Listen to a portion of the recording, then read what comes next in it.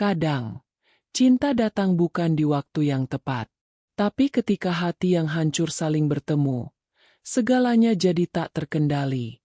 Inilah kisah nyata dari kota Bandung. Kisah seorang ibu kos yang tak pernah menyangka bahwa kasih sayang yang ia berikan kepada seorang penghuni justru mengubah seluruh jalan hidupnya.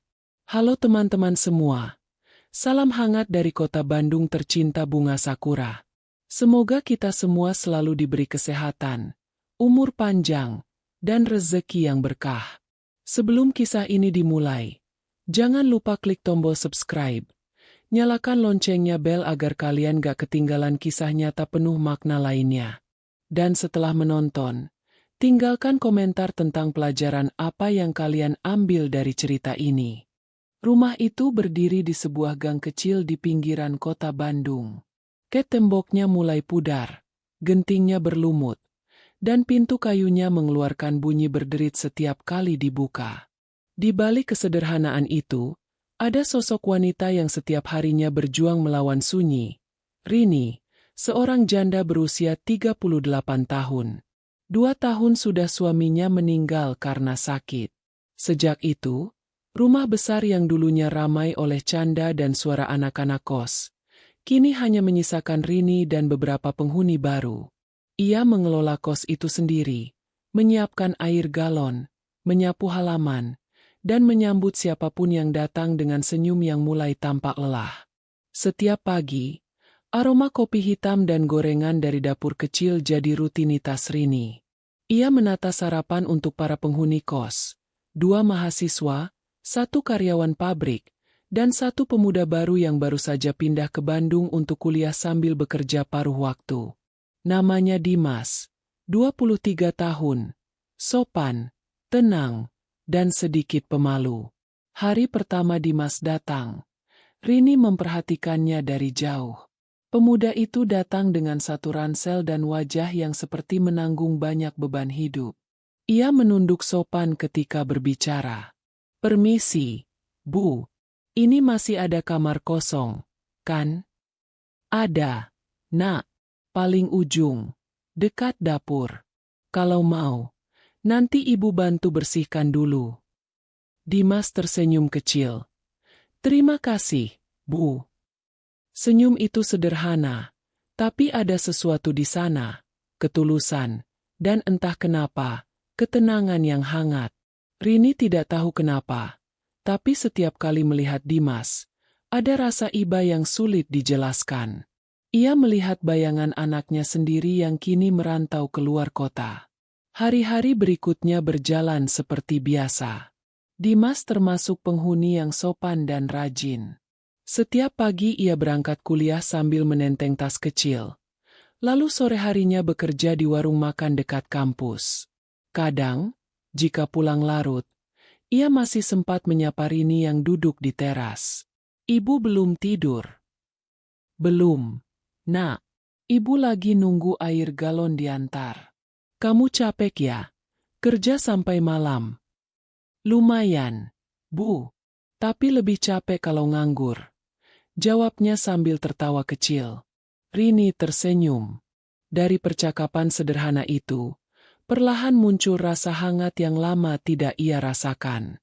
Rasa perhatian, rasa ingin menjaga. Ia tahu dirinya bukan siapa-siapa bagi Dimas. Tapi entah kenapa setiap kali pemuda itu pulang, hatinya terasa lebih hidup. Malam-malam di Bandung sering turun hujan. Saat semua penghuni kos tertidur, Rini duduk di dapur sambil menatap jendela. Suara air menetes dari genting dan aroma tanah basah membawa ingatannya ke masa lalu. Saat almarhum suaminya masih hidup, mereka sering minum teh bersama di tempat yang sama. Kini, hanya dirinya dan sepi. Kadang, ia mendengar suara langkah Dimas keluar kamar, mengambil air minum. Setiap kali itu terjadi, Rini menatap dari balik pintu. Ada rasa ingin menyapa, tapi ia tahan. Ia takut dianggap aneh. Ia hanya seorang ibu kos, dan Dimas hanyalah penghuni. Namun perasaan manusia bukan sesuatu yang bisa diatur. Dalam diam, Rini mulai menunggu momen-momen kecil. suara sandal Dimas, ketukan pintu sore hari, bahkan tawa pelan dari kamarnya yang membuat rumah itu terasa hidup kembali. Suatu sore, hujan turun deras. Dimas pulang dengan jaket basah, menggigil, dan Rini spontan memanggilnya. "Dimas, cepat masuk. Nanti masuk angin. Ibu bikinkan teh hangat ya." Pemuda itu menolak, tapi akhirnya menurut. Mereka duduk di dapur kecil, berbicara ringan tentang kuliah, tentang kerja, tentang kehidupan di Bandung yang keras. Rini merasa seperti berbicara dengan anak sendiri, tapi jauh di lubuk hatinya, ada sesuatu yang tak bisa ia sebut. Sebuah rasa rindu, bukan hanya pada kasih, tapi pada kehadiran seseorang yang benar-benar peduli. Malam itu, ketika Dimas kembali ke kamarnya, Rini menatap punggungnya yang menjauh. Ia menunduk, menahan napas panjang, dan dalam hati berbisik, andai saja waktu bisa berhenti di sini. Namun hidup selalu berjalan. Dan di balik kesunyian rumah kos itu, perlahan takdir sedang menyiapkan jalan cerita yang tidak akan pernah bisa ditebak oleh siapapun, terutama oleh Rini sendiri. Hari-hari di rumah kos itu berjalan tenang. Hujan masih sering turun di Bandung, membuat udara terasa lembab dan menusuk tulang. Di tengah keseharian yang datar, hubungan antara Rini dan Dimas perlahan berubah, tanpa mereka sadari. Awalnya hanya sapaan kecil di pagi hari, lalu percakapan ringan saat malam tiba. Rini mulai terbiasa mendengar suara langkah kaki Dimas di lorong. Setiap kali pemuda itu mengetuk pintu dapur dan berkata, "Bu, saya bantu cuci piring ya." Hatinya bergetar halus. Ada perasaan bahagia yang sulit dijelaskan. Bagi Dimas, Rini bukan hanya ibu kos. Ia seperti sosok ibu yang hilang, seseorang yang selalu menyapanya lembut, menanyakan kabar, dan memasakkan lauk sederhana saat ia kelelahan. Ia tahu Rini kesepian. Ia tahu mata itu menyimpan rindu yang tak diucapkan. Suatu malam, listrik padam. Hujan turun deras. Angin mengguncang genting rumah kos itu. Rini panik. Ia takut dengan gelap sejak suaminya meninggal. Trauma lama yang tak pernah hilang. Dari kamarnya, Dimas mendengar suara benda jatuh dan segera keluar. "Ibu, tidak apa-apa." "Nggak apa-apa. Dim." Lilin ibu jatuh. Ibu kaget aja. "Sini, saya bantu nyalain lagi." Cahaya senter ponsel Dimas menembus gelap. Ia berjalan mendekat, menyalakan lilin di meja makan. Saat cahaya redup itu menampakkan wajah mereka, ada sesuatu di sana, kesunyian yang hangat, yang tak membutuhkan kata-kata. Rini duduk, memegang cangkir teh, berusaha mengusir gugup. Dimas ikut duduk. Diam beberapa saat sebelum bertanya pelan. "Bu, boleh saya tanya sesuatu?" "Tanya apa, Nak?" "Kenapa ibu sering kelihatan sedih? Padahal ibu selalu tersenyum di depan kami." Pertanyaan itu membuat Rini terdiam. Matanya berkaca-kaca, lalu tersenyum getir. "Kadang, Dimas, orang tersenyum bukan karena bahagia, tapi karena tak ingin orang lain tahu kalau dia rapuh." Hening. Hanya suara hujan yang terdengar memecah malam. Dimas menatap wajah Rini yang diterangi cahaya lilin. Di balik garis-garis halus dan mata lelah itu, ia melihat ketegaran, sekaligus luka yang belum sembuh. "Ibu kuat sekali," ucapnya lirih. "Tidak juga, Dim.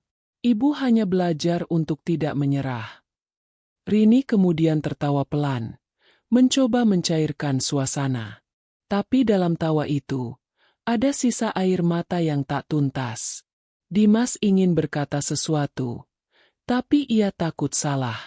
Ia hanya bisa duduk diam, menemani wanita yang sudah seperti keluarganya sendiri. Malam itu, sesuatu berubah di hati mereka berdua. Rini merasa nyaman dengan keberadaan Dimas. Pemuda itu membawa kedamaian yang sudah lama hilang.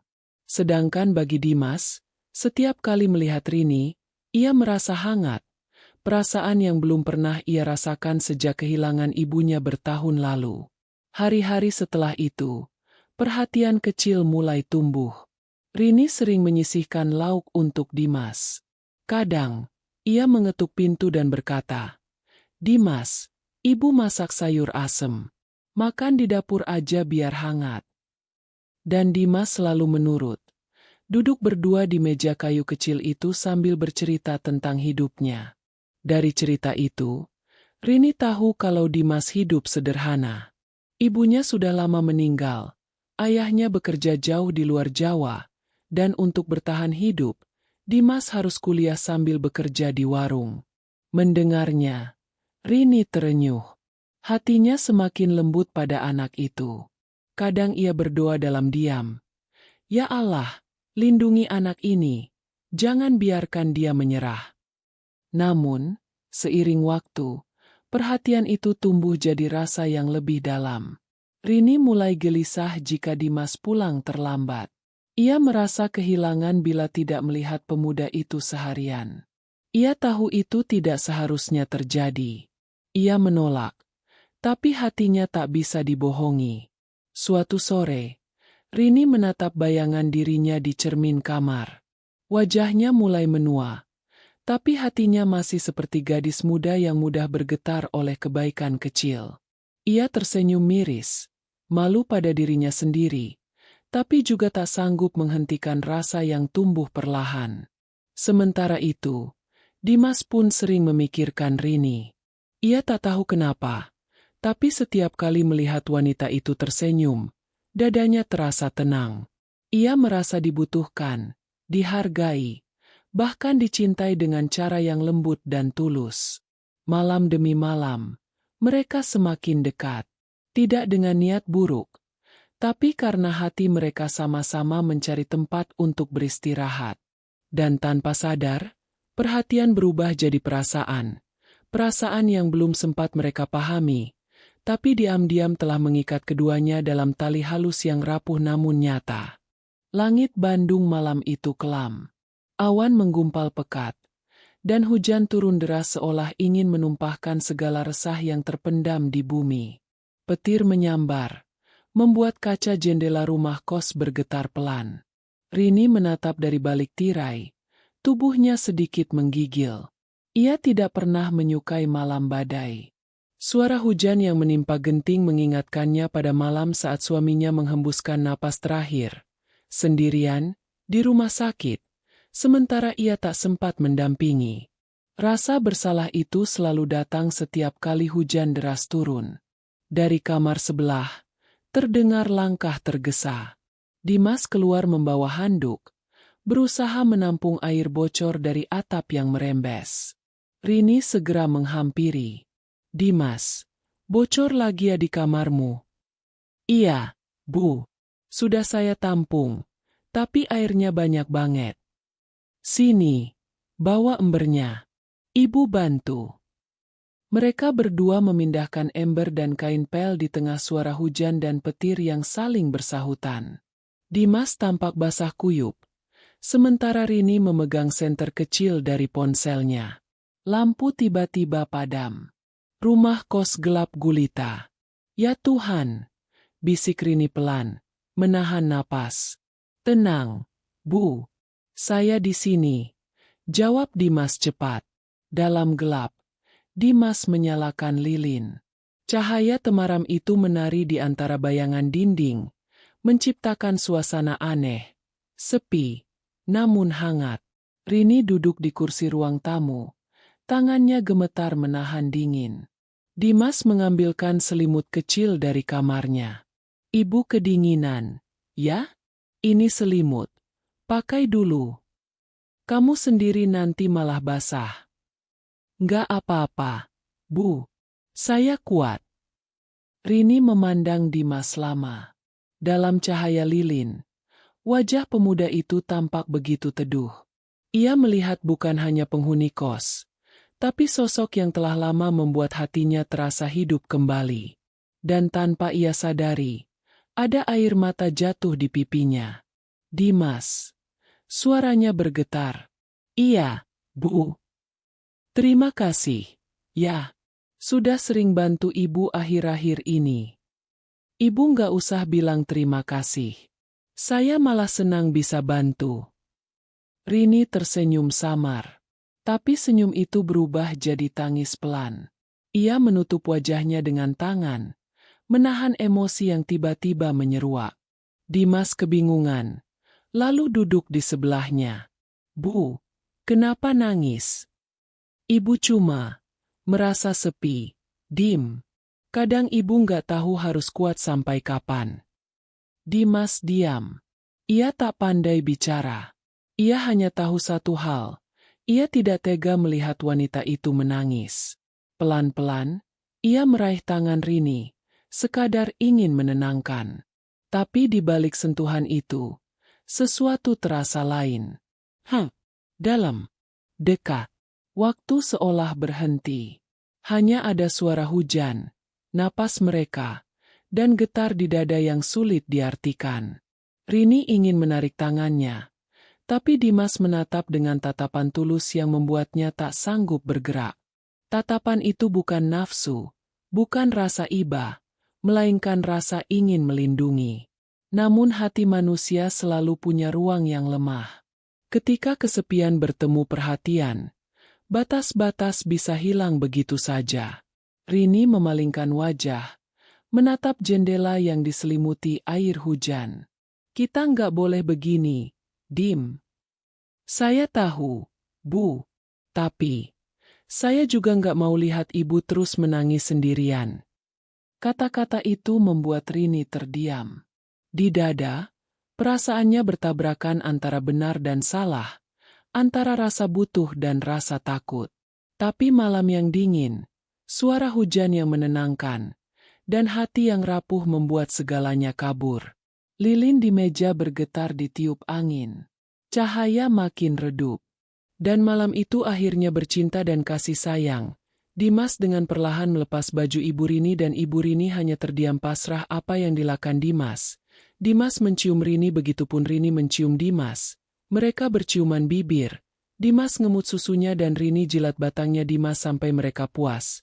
Perlahan Dimas memasukkan batangnya ke goa Ibu Rini. Sampai Ibu Rini mendesah penuh kenikmatan Itu menjadi saksi. Ketika dua hati yang terluka mencari kehangatan di tengah badai yang mengguncang.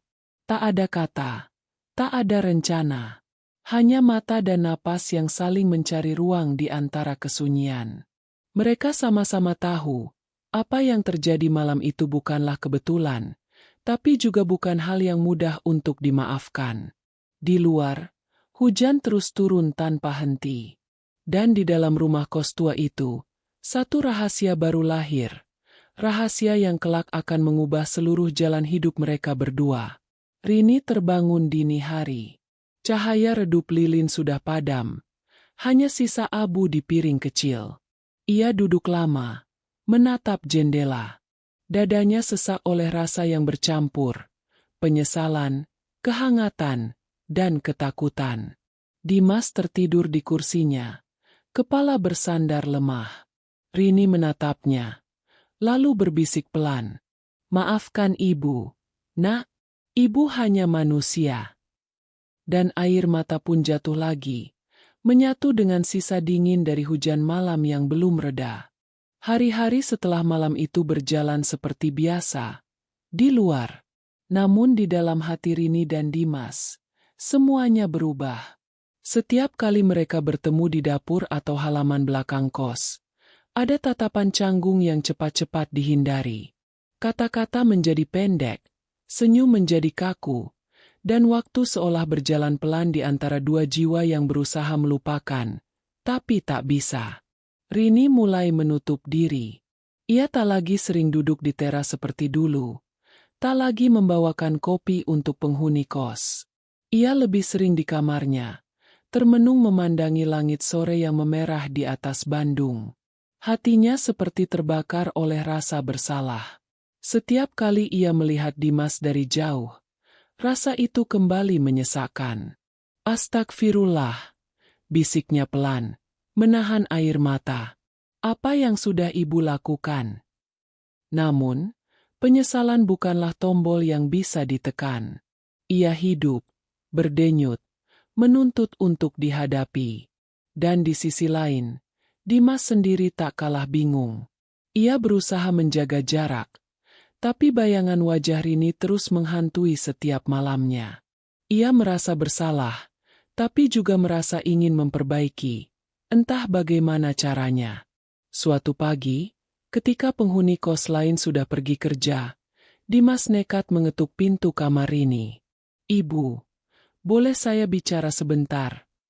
Rini sempat terdiam di balik pintu. Suaranya terdengar serak ketika menjawab. "Masuk saja, Dim."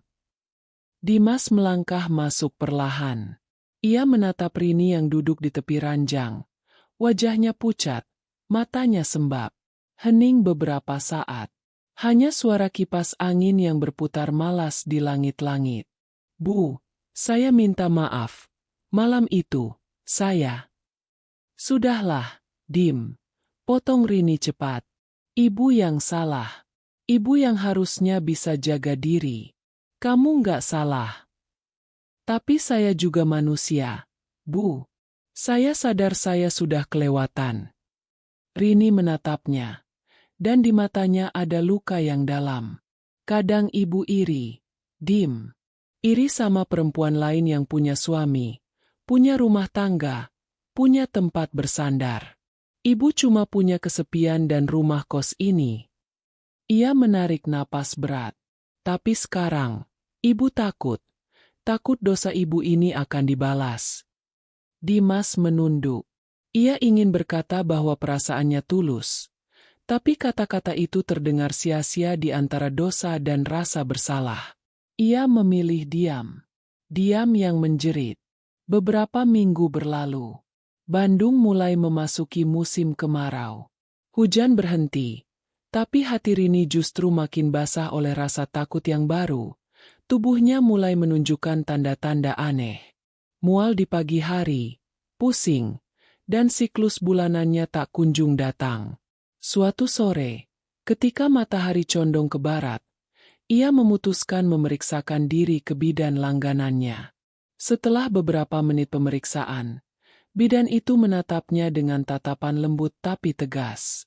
"Bu Rini, selamat ya, ibu hamil." Dunia seolah berhenti berputar. Suara burung sore yang biasanya menenangkan kini terdengar menakutkan. Rini menatap kosong. Tangannya gemetar. "Hamil, Bu?" "Iya. Sudah sekitar 5 minggu. Apa kabar suami ibu?" Pertanyaan itu seperti pisau. Rini hanya tersenyum kaku. "Suami saya sudah lama meninggal, Bu." Dalam perjalanan pulang, air matanya tak berhenti jatuh. Kaki melangkah tanpa arah, tapi hatinya remuk. Ia tahu siapa ayah dari anak itu, dan tahu juga dunia tak akan mudah memaafkannya. Malam itu, Rini menulis di buku hariannya, "Tuhan, aku tidak minta untuk dihukum secepat ini. Tapi jika ini jalanmu, aku akan menjalaninya. Tolong kuatkan aku, dan kuatkan dia." Keesokan harinya, Dimas pulang kerja dengan wajah lelah. Ia terkejut melihat Rini duduk di ruang tamu, memegang surat kecil. "Dimas, duduklah. Ibu mau bicara." Suara Rini bergetar, tapi matanya kali ini tegas. "Ibu hamil, Dim." Dimas terpaku. Wajahnya seketika pucat. "Apa?" "Iya, ini anakmu." Hening. Bahkan suara jangkrik di halaman pun seolah berhenti. Dimas menatap Rini tak percaya, lalu menunduk, tangan memegangi kepala. "Ya Allah, Bu, saya..." "Jangan bicara dulu," potong Rini lembut. "Ibu nggak nyalahin kamu. Ini salah kita berdua. Tapi tolong, jangan kasih tahu siapa-siapa. Ibu nggak mau kos ini hancur. Nggak mau orang-orang tahu." Dimas menatap mata wanita itu. Ada ketegaran di sana, tapi juga ketakutan yang dalam. Saya janji, Bu. Saya bakal jaga Ibu. Saya nggak akan kabur. Rini menunduk, menangis diam-diam. Kamu masih muda, Dim. Kamu punya masa depan. Jangan rusak semuanya karena Ibu. Namun, janji memang mudah diucapkan. Yang sulit adalah memikulnya. Malam itu, Rini berdiri di depan cermin, mengusap perutnya yang belum menampakkan apa-apa. Maafkan Ibu, Nak, bisiknya. Kamu lahir dari kesalahan, tapi Ibu akan berjuang agar dunia tidak menganggapmu aib. Di luar, angin berembus lembut membawa aroma melati dari halaman kos. Namun di hati Rini, badai baru saja dimulai. Bulan berganti cepat. Perut Rini mulai membesar. Ia berusaha menyembunyikannya dengan pakaian longgar dan alasan sakit. Tapi para penghuni kos mulai curiga. Tatapan-tatapan aneh mulai muncul. Bisik-bisik terdengar di dapur dan lorong kamar. Kok Bu Rini sering mual, ya? Katanya janda. Tapi kok hamil? Jangan-jangan. Kabar memang seperti angin. Cepat, dingin, dan sulit ditangkap. Tak butuh waktu lama. Seluruh penghuni kos di Bandung itu tahu bahwa ibu kos mereka yang ramah dan santun itu tengah mengandung. Tapi tak ada yang tahu siapa ayahnya. Rini mencoba tegar. Ia tetap menyapa, tetap tersenyum, walau hatinya terkoyak setiap kali mendengar orang berbisik di belakangnya. Ia hanya bisa berdoa agar Dimas tetap kuat, agar rahasia mereka tetap terjaga. Namun, rahasia memang tidak diciptakan untuk selamanya. Suatu sore, salah satu penghuni kos tanpa sengaja melihat Rini dan Dimas berbicara di dapur dengan nada tegang. Saya nggak sanggup lagi sembunyi, Bu. Suara Dimas bergetar. Kalau mereka tahu, biar saya tanggung. Tidak, Dim. Ibu yang salah. Biar ibu saja yang hadapi. Tapi saya yang bikin ibu begini. Penghuni itu langsung pergi tergesa, dan malamnya, kabar itu menyebar seperti api yang disiram bensin. Keesokan paginya, kosan itu geger. Semua penghuni berkumpul di halaman, membicarakan hal yang sama. Ibu kos mereka hamil, dan yang menghamili adalah penghuni kos sendiri. Rini keluar dengan langkah pelan. Wajahnya pucat tapi tegar. Ia tak lagi bisa menutupi apapun. Kalian benar. Suaranya pelan tapi jelas. Ibu hamil. Dan memang Dimas yang bertanggung jawab. Orang-orang terdiam. Beberapa menatap dengan jijik. Sebagian dengan iba. Seorang ibu muda di pojok berkata lirih. Astagfirullah. Bu Rini. Bagaimana bisa? Rini hanya menunduk. Air matanya jatuh satu-satu. Ibu manusia biasa. Ibu hilaf. Dimas maju. Suaranya bergetar menahan emosi. Jangan salahkan ibu. Saya yang harusnya disalahkan. Saya yang terlalu dekat. Saya yang gak bisa kendalikan diri. Jangan hina dia. Namun kata-kata itu tak bisa memadamkan amarah sebagian penghuni kos. Mereka menuduh, menghina, bahkan ada yang langsung memutuskan pindah malam itu juga. Dalam waktu seminggu, hampir semua kamar kosong. Rumah kos itu yang dulu ramai tawa kini sunyi. Hanya suara angin sore dan langkah Dimas yang masih setia menemani Rini di teras rumah. Ia duduk di kursi bambu, menatap langit kelabu Bandung yang muram. Dimas, kamu nggak harus di sini. Kamu masih muda. Pergilah, cari hidupmu. Saya nggak bisa, Bu. Saya yang harus tanggung semuanya. Tapi dunia nggak akan biarkan kamu bahagia kalau kamu tetap di sisi ibu. Biarlah, Bu. Saya nggak butuh dunia. Saya cuma mau tanggung jawab. Rini menatapnya lama. Matanya basah. Tanggung jawab itu bukan cuma soal tinggal bersama, Dim. Kadang, Tanggung jawab juga berarti pergi, agar yang lain bisa hidup tenang. Hening panjang menyelimuti sore itu. Akhirnya, Dimas menunduk dan berlutut di hadapan wanita itu. Kalau begitu, izinkan saya pamit, Bu. Tapi saya janji, saya akan kembali, setelah saya bisa buat Ibu bangga. Rini tersenyum pahit, lalu mengelus kepalanya seperti seorang ibu pada anak. Pergilah, Nak, tapi jangan kembali membawa penyesalan. Hari itu, Dimas benar-benar pergi, meninggalkan Bandung, meninggalkan semua masa lalu di rumah kos tua itu. Beberapa bulan kemudian, di tengah hujan lembut yang turun membasahi atap rumah, Rini melahirkan seorang bayi laki-laki. Tangis bayi itu memecah keheningan malam, seolah menjadi pengingat bahwa di balik dosa, Tuhan masih memberi kehidupan. Rini memeluk bayi itu erat. Air matanya mengalir tanpa henti. Kau bukan aib, Nak, bisiknya lembut. Kau adalah pengingat bahwa cinta tanpa kendali bisa menyakiti, tapi juga bisa menjadi cahaya untuk memperbaiki. Waktu berlalu. 3 tahun kemudian, rumah kos itu kembali ramai. Bukan karena penghuni baru, tapi karena Rini membuka warung kecil di halamannya. Ia hidup sederhana, mengasuh anaknya dengan penuh kasih.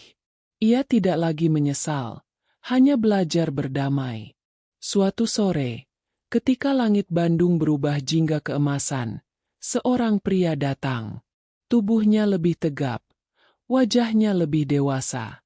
Rini yang sedang menyapu halaman menatap lama, dan air matanya langsung jatuh. Dimas? Iya, Bu. Saya pulang. Sudah waktunya saya menepati janji. Rini terisak. Dimas menunduk, lalu menatap bocah kecil di dekat kakinya yang sedang bermain bola plastik. Itu, anak kita, Bu. Rini mengangguk, tersenyum di antara air mata. Namanya Arga, artinya cahaya. Mereka bertiga berdiri lama di bawah langit senja Bandung. Tak ada janji baru, tak ada kata cinta yang diulang, hanya keheningan yang indah. Karena di balik semua kesalahan, mereka telah menemukan sesuatu yang lebih besar dari cinta. Pengampunan. Setiap kesalahan menyisakan luka, tapi juga memberi kesempatan untuk belajar tentang ketulusan dan tanggung jawab. Jangan menghina masa lalu seseorang, karena mungkin dari situ, Tuhan sedang menulis kisah penebusan. Orang dengan tangan terlipat, terima kasih sudah menonton kisah ini. Semoga kalian semua selalu diberi kesehatan, kekuatan, dan hati yang lembut. Pak Upin jangan lupa subscribe, nyalakan loncengnya, dan tulis di komentar pendapatmu tentang kisah Bu Rini dan Dimas ini. Dari kota Bandung, salam hangat penuh cinta untuk kalian semua, Hati Merah 2.